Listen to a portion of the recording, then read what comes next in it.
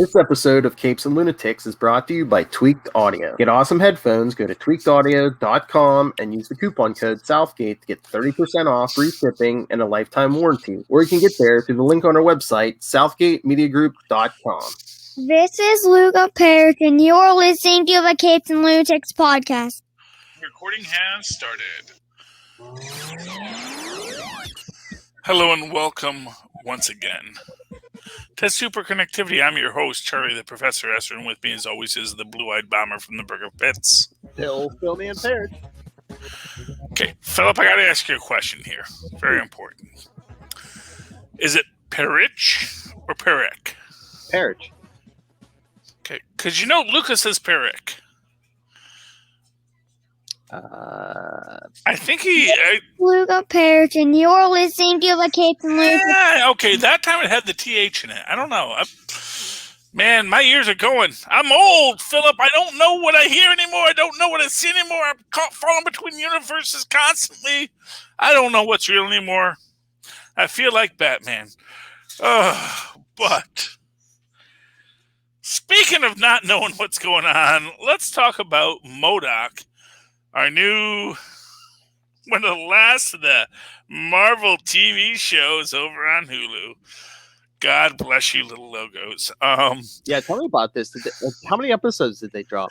Apparently they dropped them all. They're all there. Okay. I got through 3. And then I was like, I was going to say, okay, because I thought, first of all, it was just 3, because like one of my Marvel boards said, okay, here's the spoiler thread for 1 through 3. And then I'm like, okay, now 4 started. Like, wait, is 4 available? Yeah, it looks like they're all there. So you can watch the whole series if you want to binge them. They're good. I mean, here's what I'll say about M.O.D.O.K. I like it. It's a lot of fun. It is... I don't know if there is enough to grab onto with it. I will say this. They do give a little post at the end in the credits saying, hey, make sure you read M.O.D.O.K Head Games, which is also written by Patton Oswalt. And it makes me like, well, wait. I read M.O.D.O.K Head Games, which has this entire family subplot as a subroutine within M.O.D.O.K's head. And super adaptoids feature prominently in that, and we do have a super adaptoid in this.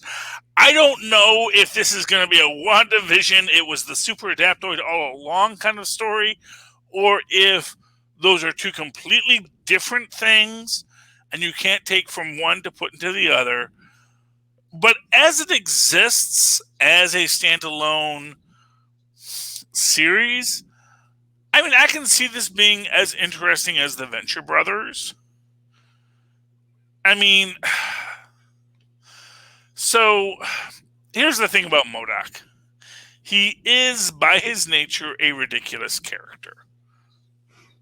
He looks ridiculous. He was always going to be a little ridiculous. But how deadly he is depends on the writer. Because they can write him super deadly. They can write him with no human emotion and just murdering for murder's sake. And this one holds into itself a lot of very humanistic vibes, much like what M.O.D.O.K sought in the Head Games arc. And there is a little exchange in episode 3 about the idea of having a theoretical family. This is something that M.O.D.O.K says to one of his henchmen who gets his arm shot off in the first episode. And I imagine, but he is likewise a guy who gets every horrifying thing happen to him, but also somehow survives. So it makes for an interesting aspect that changes the story. So just that is like that little nugget that you latch onto, that you wonder what it's about. But beyond that, there's not much to give you. Although we do have also spoilers, a time traveling younger M.O.D.O.K out to kill M.O.D.O.K. So we'll see where that goes. But the Super Adaptoid character is a lot of fun, especially how everyone treats him as a toaster, which opens up this very interesting dichotomy for those who want to dig super deep into WandaVision and M.O.D.O.K. And if we want to go into that idea of the idea of creating a sitcom world out of trauma, and M.O.D.O.K, if we've read Head Games, we know has endured a lot of trauma. It creates this interesting story that you could write in retrospect. And that's the thing. It's like one of these things where it's like, it's sort of this idea that I think you get a lot in comics, which is that one writer writes this, and then another writer writes that. And then years later, another writer says, oh, but you see how these two fit together? Mm-hmm. So now maybe that's the story. We turn the pieces this way, and now we have another story. So I'm not convinced that everything is what it seems, but I'm also under no illusions that everything is not exactly as it seems. Although I will say this, Patton Oswalt, again, would make a great Doctor Doom, I will have to say, because he has that same petty weakness to his characters. He exemplifies that guy who wants to be the smartest man in the room, but always is not. There's a nice bit in here with Tony Stark showing up, who I'm guessing everyone knows is Iron Man in this universe. I think most universes anymore, people usually know he's Iron. Yeah, and so there's the evil corporation, and that is the big reveal at the end of episode 3. I won't spoil that, but yeah, there is a reveal about that. Though it's not quite clear what that reveal really is. So we'll see where that goes. But yeah, I mean, I enjoy M.O.D.O.K. I would recommend it to people that, here I'll say, if you like Venture Brothers, you'll like M.O.D.O.K. If you like Robot Chicken, you'll definitely like M.O.D.O.K. It's the same animation studio. It's not as gaggy as Robot Chicken. It's not like it's Robot Chicken by way of Patton Oswalt, not by way of Seth MacFarlane. So that's a good thing in my mind, anyway. And you said there was some kind of message at the beginning, go pick up Patton Oswalt's M.O.D.O.K. Head Games. Well, at the very end, that is there. Okay. So at the end, it's going to say, pick that up.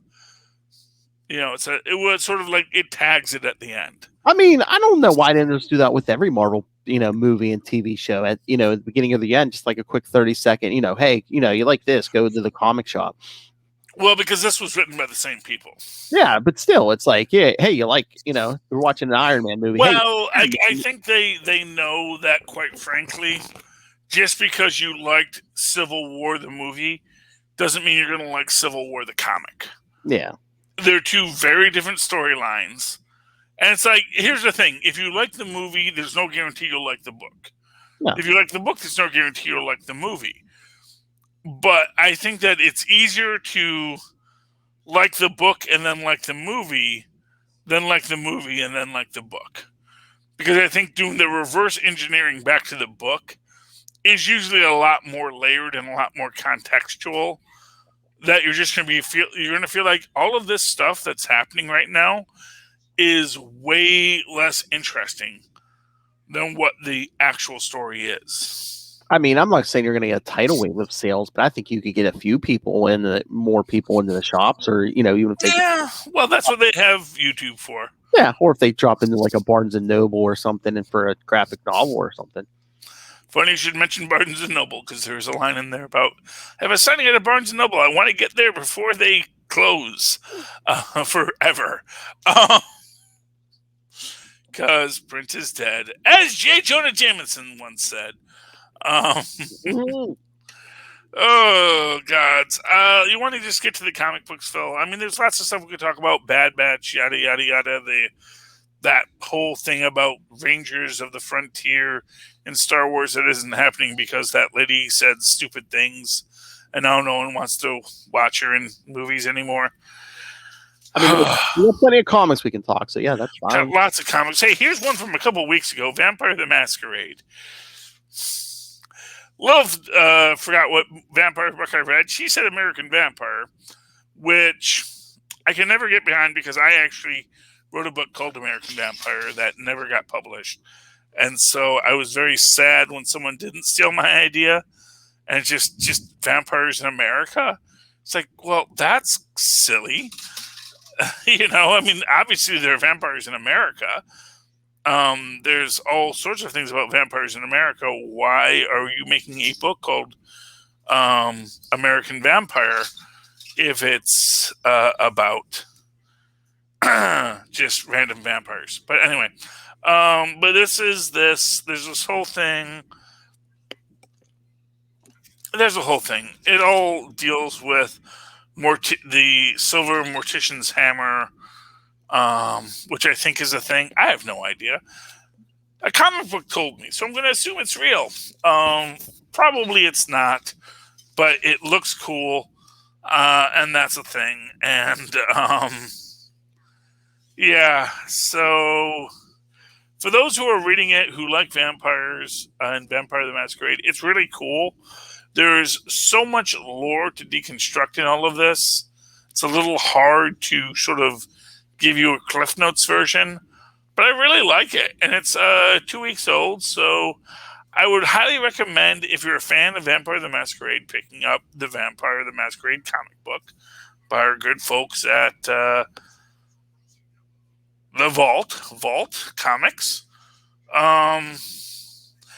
It really deals with them well. It's set in Minnesota and the Twin Cities of Minneapolis and St. Paul. One thing I want to say, which is weird about it, is there are in this episode, it makes this point, but there are 200 vampires in Minneapolis and St. Paul. Now, when I played vampires, the rule was 100,000 people for one vampire in a city. Obviously, they soon realized they couldn't do that mathematically. So now I'm guessing it's closer to 1,000 or 10,000 people in the city for each vampire. So that if you have 200 vampires, you would need to have at least 2 million or 20 million people in a city area. So that is interesting. Next story I want to talk about. I'm going to go through my indie books real quick. Before you move on, that Vampire the Masquerade, what issue number was that? Oh, I dropped it on the floor already. That's okay. That's fine. I'll find it. I think it was 5 or 4 or 6. Okay, I'll find it. Yeah, maybe 8. I'll find it for you in a minute. This is interesting. This is Orville Digression, Part 1 of 2. So, if you're an Orville fan like I am, this is the tale of the universe in which Mockingbird went back in time and remembered the future and didn't date the captain. And it's really interesting because it is literally this idea of this woman who remembers the future, how everyone's lives unfolded. It's like if you are the uber nerd that I am, and you are just dying for them to sign the paperwork on the Orville, this is a great filler for you. This is from Dark Horse Comics. And oh my gosh, it is so interesting. It's like going to that Mirror universe. And it is enjoyable. So, very much highly recommending the Orville if you are an Orville fan. Is that the thing that like, or there's still like discussions before, the Orville's not on right now? Because what is it like? Isn't Seth MacFarlane? He doesn't want to come back, and they don't want to keep without him. Seth MacFarlane has enough money; he doesn't want to work anymore, or he only wants to work. He wants to work as like a writer, he wants to basically pitch stuff and then have other people do it because he has many millions of dollars now. And he's really just trying to get out of his contractual obligations. And he says, hey, I will run the show. Let Mockingbird run it and let other people write it. And I'll just look at every episode and I'll say, yeah, that's good. Or I'll send it back. I'll come down to the set every once in a while, but I don't want to be on the show anymore. He is tired of working. I wonder if that was the whole thing from day one. Is like he wanted to get this on the air, and they were like, "Yeah, no, they weren't going to do it unless he was actually in it or something." And he was like, "Okay, yeah." Well, for whatever way they did it, I don't know. Yeah. Okay. My last indie book, Phil. Again, friend of the show. We only find them when they're dead. Number 6. I was not expecting a 6th issue. After the last issue, where Malik goes out and faces the god, and then they accidentally kill a god, which is one of those moments where it's like, whoa, you accidentally killed a god? And essentially what we have now is this entire far outer colony that exists in this universe that is, as it turns out, completely built around the corpse of the last god. The god they met who was alive, who died. And Malik came back, and I don't know, man. I mean, it's a beautiful story. I was not expecting it to continue after the last issue that it did. Has me incredibly excited. I mean, we only find them when they're dead. This is by our good friend Al Ewing. Al Ewing, what does he write? He writes something that we like. Immortal Hulk. Immortal Hulk, yeah. It's weird because I like this way better than Immortal Hulk, because Immortal Hulk has been it's on its downturn again.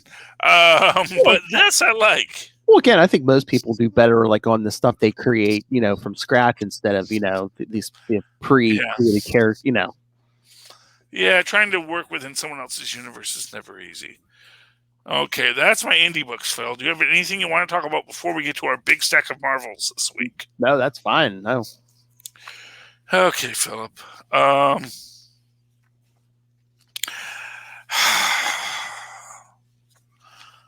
My Athema, Phil. Oh, Fantastic Four Life Story number 1. Did they do this with Spider-Man where they just decided, nothing that we ever said before about these characters matters anymore, and we're just going to toss it all out like it didn't ever happened? I mean, yeah, I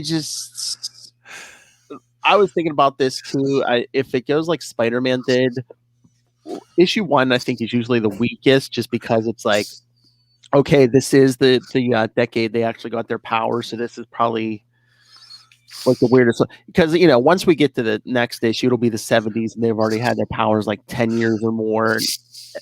And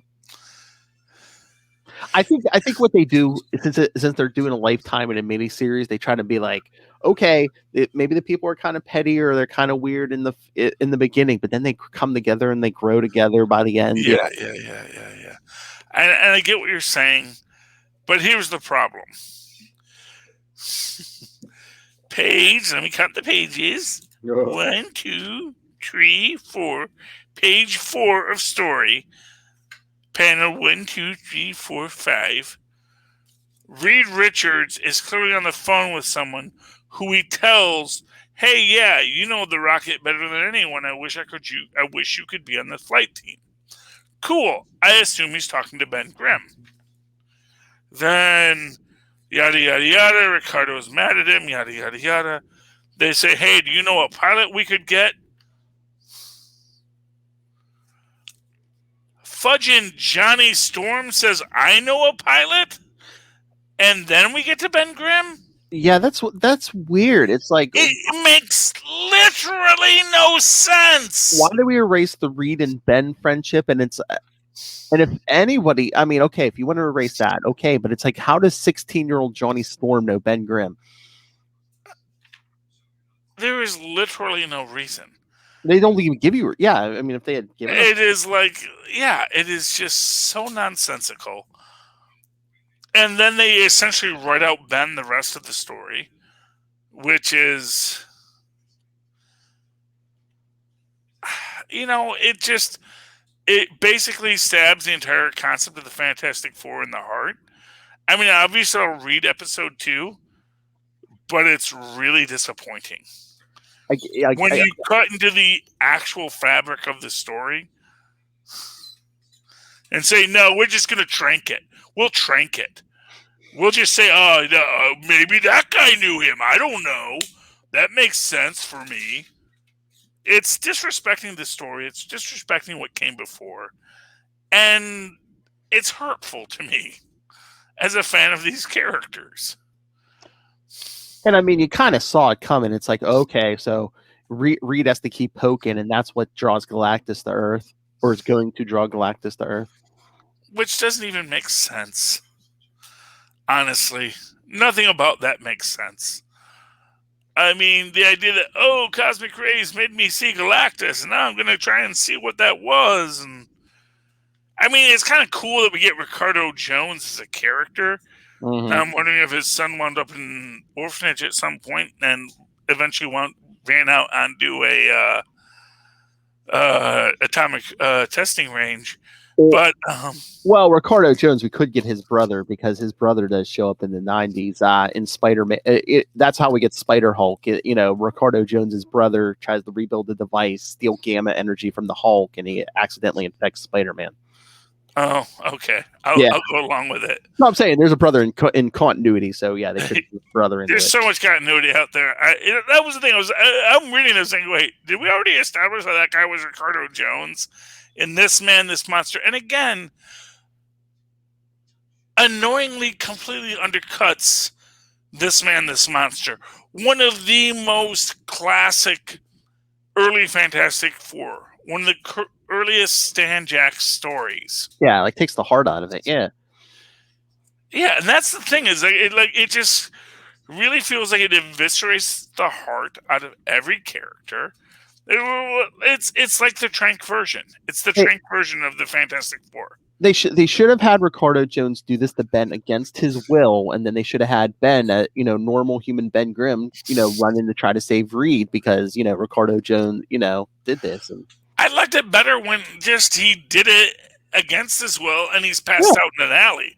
That he's human, but he's passed out in an alley for a few hours until Ricardo dies.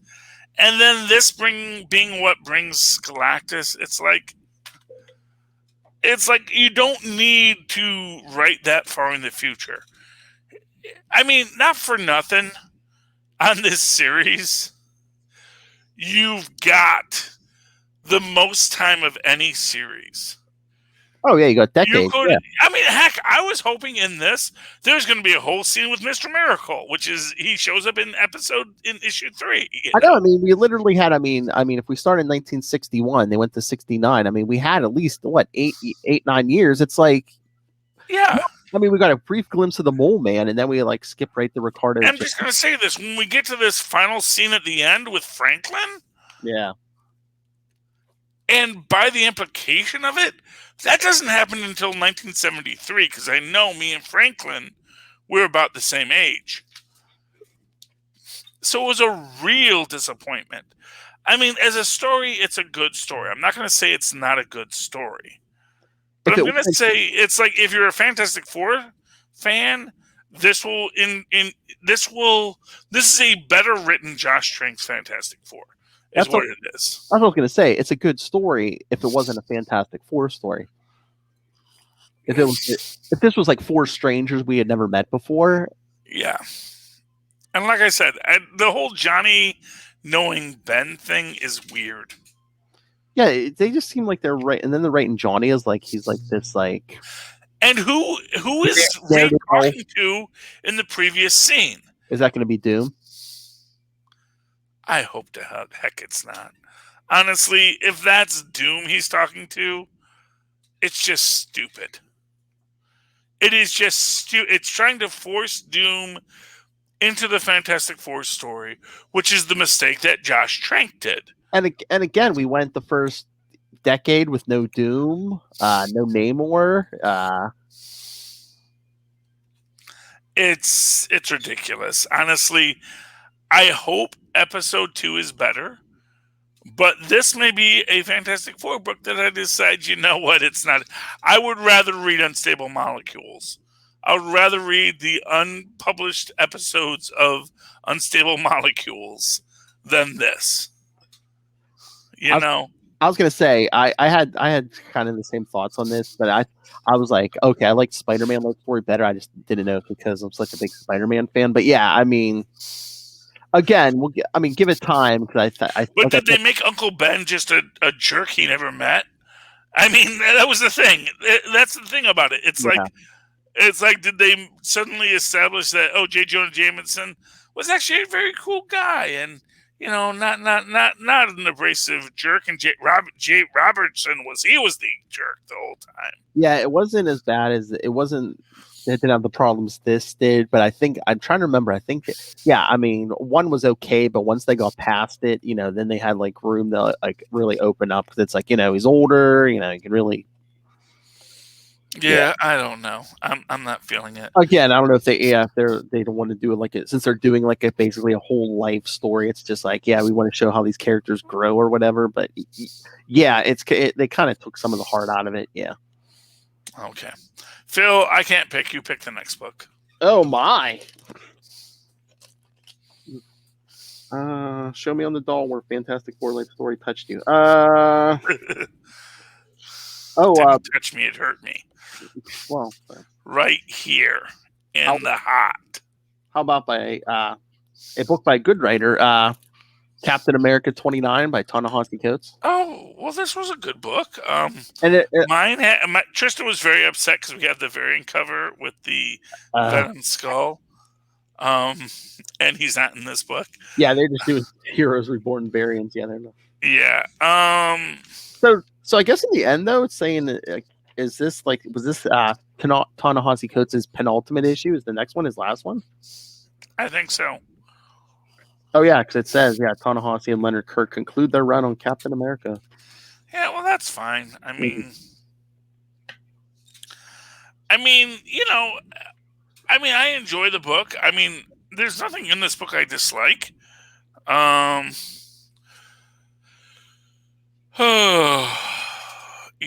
We have Sin now gaining weird magical powers from evil. Was that the Lucans? Well, I mean, the implication is that when she was Mother Superior, she always had the powers. That's the thing. It's like it's implied that maybe the Red Skull gave her these mystical powers, but that in her regression and that basically there was a lot of power as yet unlocked from her, and that with Lucan sacrificing herself, which I assume is going to eventually remove Peggy Carter from that story. It's to get Sin to her perspective as Mother Superior. So she gets to be Mother Superior and gets to step outside of where she has been as a character. So, And I mean, I like it. I like where it's going. I like Cap having to essentially rationalize, is this personal? And it's like, you know what? I get what you're saying. It is personal, but it was actually personal long before this. Yeah. You know it looks like I'm just mad about what I've done or what I just endured, but actually I'm mad about people exploiting the nature of the American system to turn it against itself. no, yeah, see, that's what he said. Yeah, it's like it's personal, but yeah, it's personal for all of us. And Exactly, and like, that's really impressive. and towards the end here, are we using this? Are we pushing Sharon Carter more towards her Falcon and Winter Soldier version? You know, with her giving that info to the Kingpin and be like, you know, because Steve won't kill the Lucans, but you know, Sharon's like, well, you know, hey Wilson, they humiliated you, didn't they? Yeah, well, but here's her itinerary. And to be fair, that was always Sharon. Yeah, but I really think it seems like they're pushing it they're pushing her a little more. But and I get what you're saying. I'm not saying you're wrong. I'm just saying that, yeah, exactly. It was more subtle before. Now it's not so subtle. Well, no, I think before this, it has always been that Steve doesn't want to know. Yeah. And that is essentially the way people treat Steve. It's like, you know what, Steve, you are useful to everyone because we all respect you. But at the same time, there's so much going on that you don't even understand and that you don't know. And so we really have to push back on this sometimes. Well, this is what I was trying to tell you a couple of weeks ago. I mean, I think that's Steve Rogers. He sees everything in black and white, and not everything is black and white. So, you know, call it old fashioned or whatever, but yeah, he's. Yeah, I mean, Captain America, it's a good book. Ta-Nehisi's doing a great job on it. No, right there on the floor. Yes. Yeah, hand that to me. Yes, Vampire the Masquerade. Sorry. Just wanted to get that for you. It was episode 8, issue 8. Okay. Sorry, I had to get my remote to do the work for me. I can't move from this position. Anyway, let's go on to Shang-Chi number 1. Speaking of heroes in villainous clothes. Yes. I did not read that yet. Is that good? It actually is. And here's the thing. It's called... I got a little weirded out because it was Shang-Chi versus the Marvel Universe. Oh, but that's kind of what it is. Oh, really? Really, except it's not an out-of-continuity thing. It's that Shang-Chi, because this takes up shortly after the end of the last round, and he is taking over the 5-Weapon Society as Brother Hand, and his little sister, Brother Esme from the Deadly Daggers, is like, I'm doing what you told me to. Can I kill this guy now? She's basically being his Damian Wayne. And he is, meanwhile, on a date with his superhero law lawyer girlfriend. What's her name?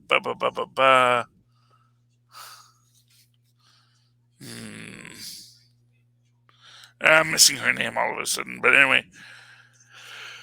Well, we get to this. So he winds up meeting up with Spider-Man. Because we get this little teaser at the beginning where it's like, we don't want to kill you, Spider-Man, but we will do what we need to do. And his little sister says, speak for yourself. Speak for yourself in your typical Moxie Street Urchin way. And then when Spider-Man... And this is a nice dichotomy compared to the Spider-Man books we'll talk in a minute.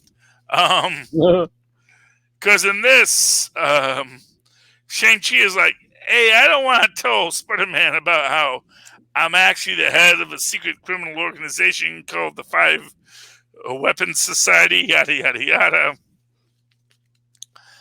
And it's interesting in comparison to what we see in Giant-Size Spider-Man and Spider-Man this week, because it is sort of, and in this we see Spider-Man get affected by some Yeti root and then get cured from it by them taking the Yeti root off of him. And he's like, so, like, are you a hero? Are you still one of us? You know, and it's kind of lousy of Spider-Man to say that, although it's not without its precedent, because it is this idea that, you know, Shang-Chi, he's a mystical Asian type. I don't know, but yeah.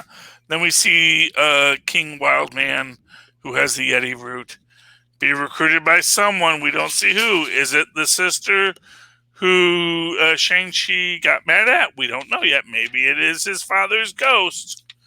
But next week, he's going to fight Captain America. Or next month, he's going to fight Captain America. So we'll have to see what happens. That's when there's a cosmic cube available. Because Shang-Chi, for those who don't know, is trying to undo all the evil of his father's organization. And we always know that works out just as you intend. Okay, hey, fella, only got 2 books left. Oh. Not counting the Spider-Man books. Do you want to talk the Spider-Man books? Or do you want to talk my 2 books first? I mean, we can talk your 2 books first. I think I know what they are.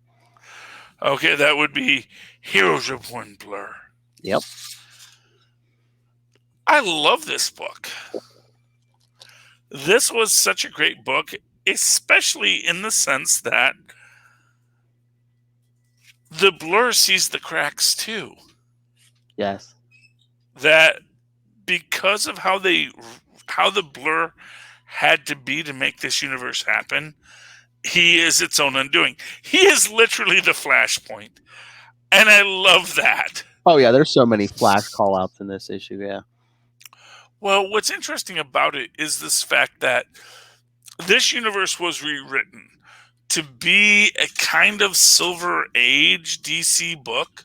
Mm-hmm. We'll see how it's still the commies, which is why it is clearly Hyperion is the one rewriting this universe, unless it is the Coulson Silver Age fantasies of the books that he grew up reading. Mm. You know, who is the person who sold their soul? That's the question. Yeah. And can a android have a soul? Which they can, as we know, because the original Human Torch has a soul. That's a whole other bag of hammers. But it is canonical because he dreams. That essentially the hardest thing it is for the Blur to do is to sit and look at a flower. And this blows my mind because it's a scene I wrote years ago that obviously other people had the same inspirations I have, that sitting and contemplating a flower and its existence is the crux of humanity and life and existence. There is this idea that I had mythologized in my mind years ago, and probably it's based on something older, probably some old Buddhist thing about, you know, how you can look at a flower and you can watch it grow, and it is so easy to crush and destroy, but there is no power in destroying it, because anything can destroy a flower. But a flower in its growth is its own beauty and perfection. And I love that. That he goes into the race against eternity at the end is very interesting. Although, again, that it's not so much eternity as maybe 1940s Vision with the powers of eternity. It's very interesting the way they draw that last scene. I mean, I wonder too, is that just like a metaphor? It's like, yeah, eternity's trying to catch him. Well, possibly. You know, I mean, that's the thing. It's like part of me was waiting for that to be like Hyperion, and they were going to do the. Oh, wow, that's interesting. That ad. for Oh. Spider-Man. We'll talk about that in a little bit. But then we get this thing. So at Ravencroft Institute, where they just dropped off the Scarlet Witch, where a lady in another cell seems very intrigued. And then we get this, and you're reading this, part of you is thinking that it's Bullseye talking, but it's not. It's our old pal Echo. She eventually sends a rat to bite Bullseye with the Phoenix Force. But And it's that interesting. She still has the Phoenix Force. Yeah, well, you know what? Whatever did this, it can only restructure. It can't destroy. Mm-hmm. It's the conservation of mass law. That everything, it either must exist as matter or energy. It can't simply not exist. And then we get, of course, Blade and Cap busting Echo out, and Cap's like, I don't know, but you know what? I get the feeling you're important, and that we already have Cap as a Nexus being in this universal story is so exciting for me. That he's the one that can make Hyperion feel weak. That's cool. Oh, wow. Okay. So let's talk Spider-Man real quick. All right. So I did read Giant Size, and I did read this week's issue of Spider-Man. And I do feel they both tie together. And I do have to say that ad at the end of Giant Size Spider-Man, or that ad at the end of this week's Spider-Man, what we get at the end of this week's Spider-Man, kind of, I think, tells a story that tells us everything we think we've seen so far is wrong. Mm-hmm. Right down to, we do see that in this story, we find out that Boomerang was actually playing Spider-Man all along. Because he used Spider-Man's best pal, Peter Parker, to get close to Spider-Man, to then get Spider-Man to work with him to help him recover the stones. And then, of course, at the end, he betrays Spider-Man, yada, yada, yada. He gives the stones to Fisk. Fisk decides not to bring his wife back because, what's his name? Kindred said, why do you even think she'd want to come back? If she came back, do you really think she'd love you? Yeah, why do you think she'd want to come back to you? Exactly, which gets him to bring back the Rose instead. Which really annoys all the other new Avengers, Luke Cage and the gang. But you also have in this the idea that, Spider-Man doesn't respond to emails, which is just weird. Just the idea that Spider-Man is so antisocial. It really almost seems like a thing that he's intentionally doing. I mean, he was pretty much a loner until Bendis started putting him in that Avengers book. Well, but that's the thing. He never really was a loner. Him and the Torch were always close. Oh yeah, and he worked with Black Cat. Yeah, he worked with people, but he never was like really a part of like a big organized team for any amount of time. No, he was never part of a team, and that was always. Although it's interesting because we do get that whole idea in there that if someone paid him to be there, he would probably be Booster Gold. Ooh. That he is living his life trying to not be Booster Gold, which does make sense as a character trait for him. But and this is where we get this teaser at the end of the Chameleon. And that's actually not even a teaser in the book, but it is for the cover. Next issue. Yeah. And I don't remember his name now, but the guy that I was thinking was Kindred all along, I'm starting to wonder if they're going to reveal something along those lines. Either that the Kindred was the chameleon, pretending to be Harry, pretending to do these things, but I also think that power that the guy who bought Mysterio's costume had, the idea of infecting people with drugs, serves a purpose. And it's like, because again, like I said, there's nothing about Kindred that can't be explained with either psychotropic drugs or basic robotics in this universe. Well, that's what I was thinking. Yeah, because just look at Kindred. I mean, look at those tentacle things. I mean, look, what's he got? 4 of them. I mean, you could just you could fancy dress up some Auto Octavius arms and get that effect. Exactly. There's nothing overwhelming about it, and that's the thing, is that's why I think that character who could teleport drugs into your system is a really great fit for this, because this idea that I could put so much Xanax in your system that you suddenly feel calm. I could weaponize Xanax and make you not feel guilty about stuff anymore. I could clear that from you.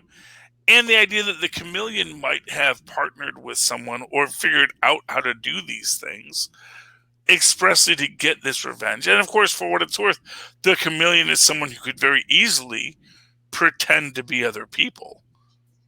And again, if he did it, it's kind of brilliant, because it's like he's pretending to be a supernatural being, and instead of like, oh, hey, instead of me coming at you as people let me pretend to be a whole new guy. Exactly. And it's brilliant.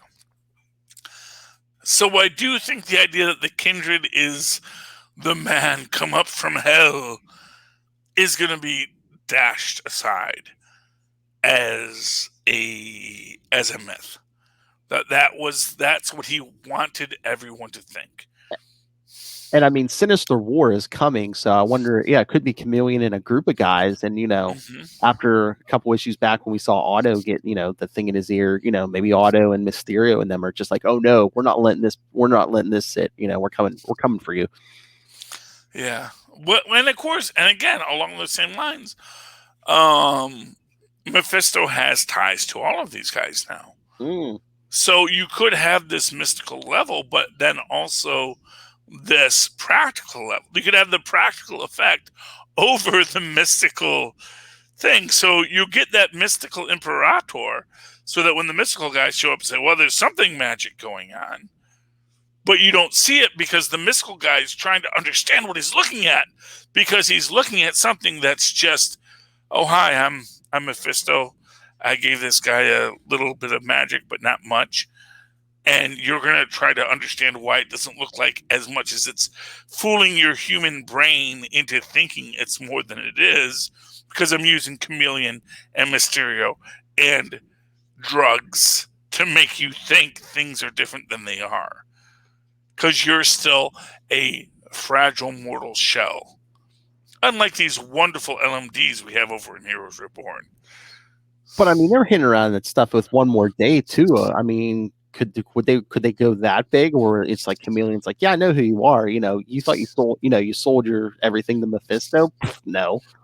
Yeah. Well, the idea is, I mean, who knows where it goes next? I mean, there's all sorts of things, but I actually get the feeling we might get a tie into Heroes Reborn, and the idea of promising the LMDs they could be real boys. We'll make you a real boy if you sign this contract. You have no souls. At least that's what they've told you. That's the thing. It's like, who says LMDs don't have souls? Or who says what a soul is? Or if it's even Mephisto or somebody, can't be like, what, I could give you, it doesn't matter if they're from another universe. What, I could give you the souls of the original Squadron Supreme or whatever. Whatever he needs to do. Whatever he needs to do to make things happen.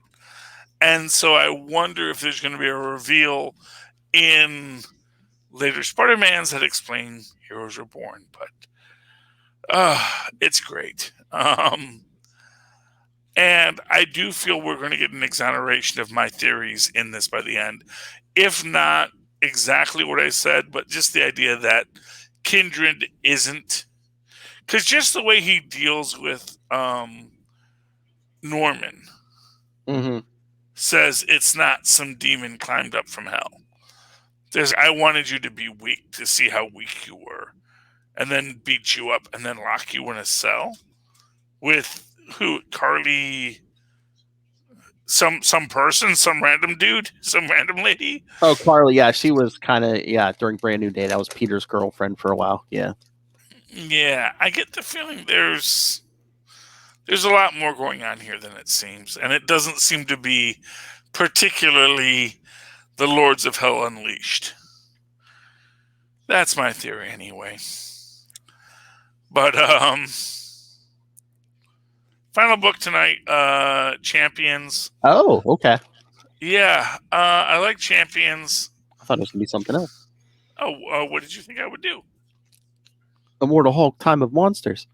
Oh, I did not. Oh, was it? Did you get that book? I did not. Yeah. Oh, no, you want to talk about it? We can talk about it. I heard he does something with Scarecrow. I don't know. Yeah, I mean, you know what? I'll try to add it in. This is the code that wasn't working. I don't know if it's weird. It's like some of the larger issues. Sometimes they don't work right away. Because that was last week. Giant Size Spider-Man didn't work, and then it worked this week. So. Yeah. So anyway, tell me what happens in this, because I was like, do I want to get it this week? But I already had a lot of books. I'm like, yeah, the last one didn't really. I mean, the last Immortal Hulk one shot didn't really speak to me. So I mean, yeah, well, I mean, it wasn't anything great. I mean, there was two stories. The first one had nothing. I mean, it was like the Green Door and stuff, but it had nothing to do with Banner. It was like prehistoric tribes. I guess this tribe that like their lands are going barren. They don't have food, so like the chief's son is going to run away with this other kid. I don't know if it's romantic or it's just two friends running away together, but the father decides to, sacrifice. He's like, oh, whatever god they worship. Oh, if I sacrifice the boyfriend or whatever to this god, things will turn out for us. But it turns out he sacrifices it to something from the Green Door, so he creates like prehistoric Hulk, who basically just like kills the whole tribe. Okay. Again, that's what I'm saying. That first round with it's going to have anything to do with anything, in the irregular series. But it's just like, oh, hey, look, prehistoric Hulk. Well, that's another callback to the original Lou Ferrigno Hulk series, which for whatever reason he said he'd never watched. Which, gee, you put a lot of references to it for a show you never watched. It's like, yeah, that's weird that you would say that, because you reference it all the time. Because they did a whole, the prehistoric Hulk, and that when it was like, oh, the meteor falls, and that gives the gamma radiation, and that causes this person to be a Hulk. But then they reversed the situation as well, and that becomes, that was the one with the lady who played Samantha on Sex and the City. She's in that as a Native American woman, Ms. Dr. Whitecloud, except she goes by Dr. White. So it was weird. It was a weird little tie-in to Kimmy Schmidt years later, but anyway, but yeah. The second story, it's just like, I don't know when it takes place, but Banner goes to this small little movie theater in Kansas, and I guess I don't know what's going on. I didn't think Scarecrow had like powers, but he's basically just like, it almost looks like he's feeding off the fears of all these people in this movie theater. Like he's projecting their fears up onto the movie screen. I'm like, again, no explanation how he's doing this. I didn't think he had these powers, but then he literally basically, I guess he like scares Banner to death. And again, well, it's more Immortal Hulk, so guess what happens? Yeah. Well, yeah. I mean, the Scarecrow's interesting in what people have done with him over the years. Yeah. Because there is actually an entire. Oh yeah, Marvel and DC both have their own Scarecrow. Yeah. Well, yeah, but it was an interesting thing when I think Gwenpool fights Scarecrow, or maybe Deadpool fights Scarecrow, where you have the little Deadpool trading cards. Oh, yeah. Actually, as it turns out, this one does have fear manipulation powers now. We don't know why, but he has them. Because that was something that came up in the Falcon and Captain America, or no, the Winter Soldier Captain America. I'm trying to remember who it was. Was it Falcon and Captain America, or when Sam Wilson was Captain America, when he first became Captain America? They teamed him up with either Falcon or Winter Soldier, the new Falcon. Yeah. And they dealt with the Scarecrow in that one, where suddenly he had fear powers. Yeah, I think they probably had felt the need to give him powers, because before, wasn't he just like a guy in a costume? It was like, He was just a dude in a costume. Ooh. He was just a guy in a rubber mask. He was a Scooby-Doo villain. Exactly. Which honestly are the best villains, quite frankly. Yeah, but in a world of superpowers, I mean, you're not getting far with that shtick, Yeah. Anyway, as it is. But yeah, once I can get the code in, I'll put the code in. But yeah, if you don't like, he kills that character for reasons, because just to show how bad the Hulk is. What kills the Scarecrow? Yeah, doesn't he like run him through with a pitchfork or something? I don't Sets think him on fire.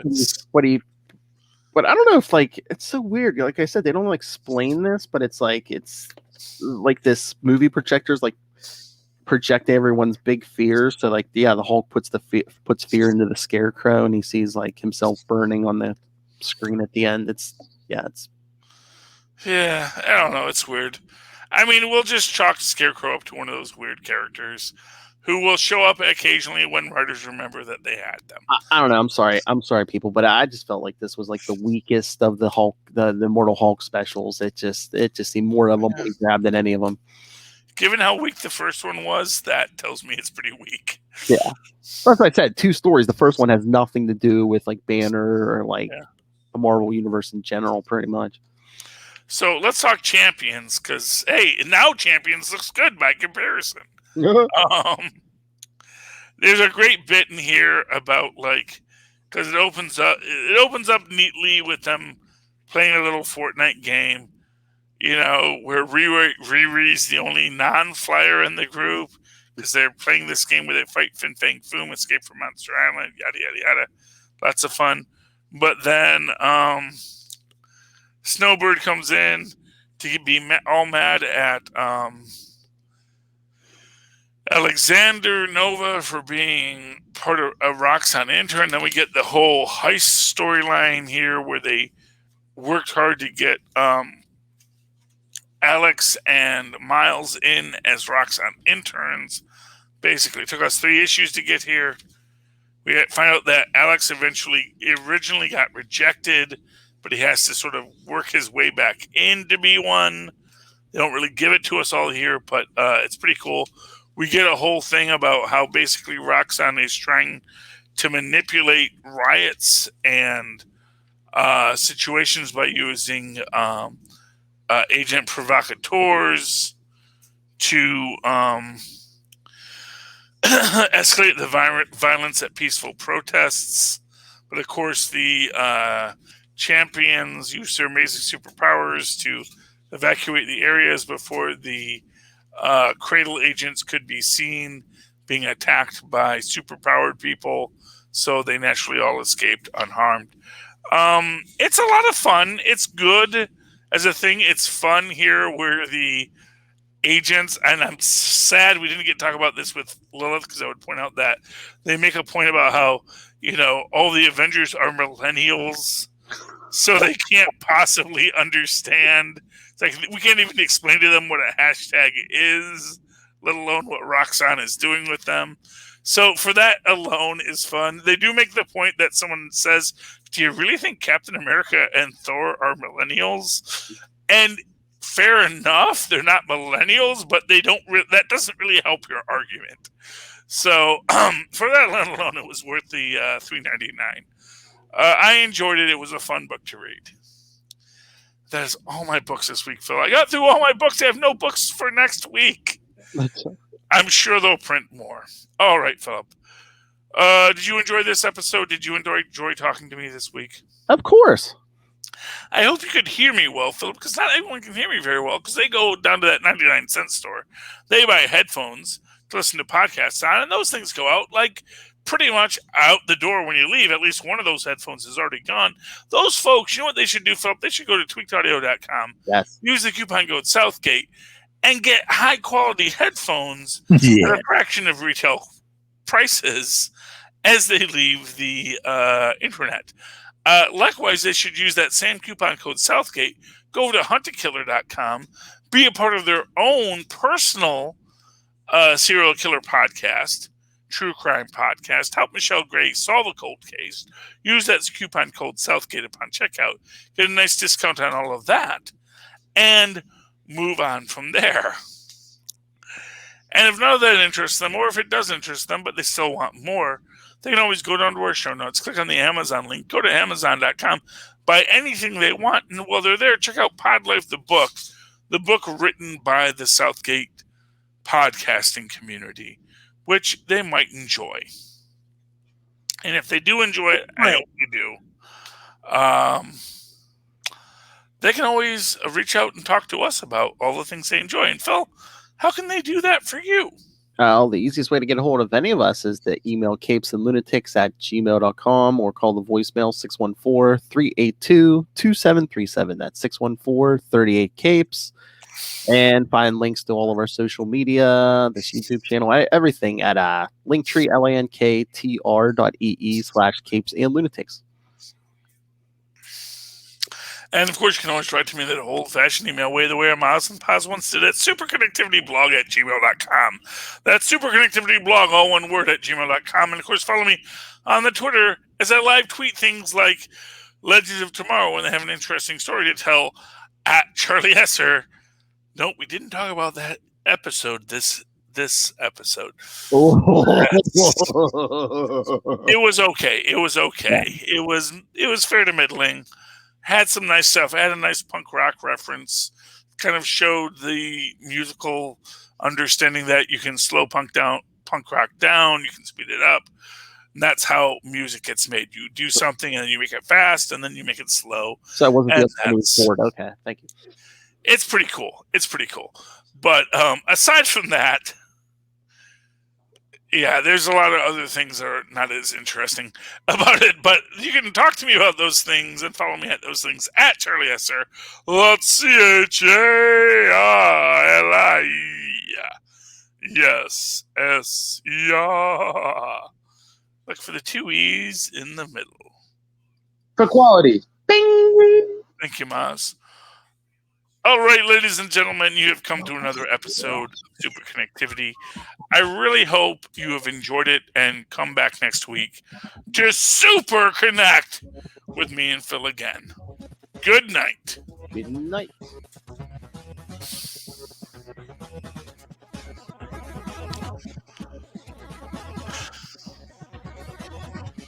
Wow. Get around the Marvel Universe, kids. Yeah, well, I mean... I don't know what else to say about it. It's the Marvel Universe. It's crazy. And, man, I do love it. I do love everything we read in these comics because they're good things to read.